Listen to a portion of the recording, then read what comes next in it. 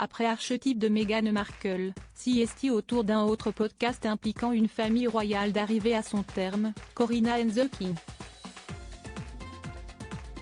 L'émission audio qui vient de mettre en ligne son dernier épisode interrogeait la femme d'affaires Corinna Larsen, qui fut la maîtresse du roi espagnol abdicateur Juan Carlos au milieu des années 2000.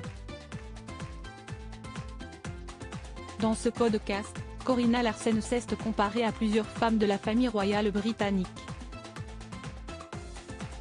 Se présentant comme victime d'une campagne de diffamation de la part des médias espagnols, Corinna Larsen explique avoir eu peur de finir comme Lady Diana.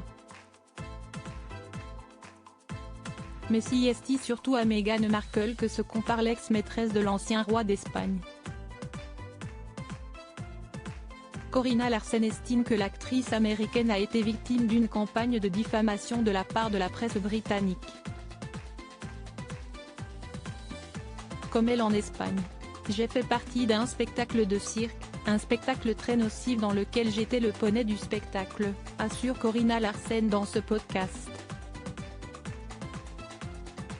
Pour les médias, CST beaucoup plus efficace d'avoir une femme blonde comme cerveau criminel qu'un groupe d'hommes d'âge moyen qui font ça depuis des décennies.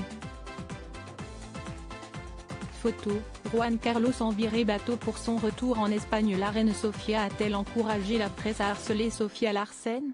Le déchaînement de la presse espagnole contre Corinna Larsen est apparu en 2012.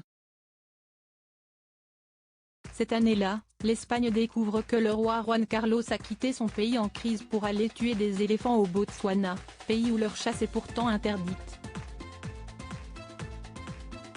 Le pays découvre également que le monarque est en compagnie de Corinna Larsen, et qu'elle est sa maîtresse. Tueuse d'éléphants, sorcière maléfique, se souvient avoir alors lu la femme d'affaires. J'ai juste pensé, waouh, il y a la marque de la reine Sofia partout. CST une femme en colère, capable de détruire l'image d'une autre femme qu'elle perçoit comme rivale.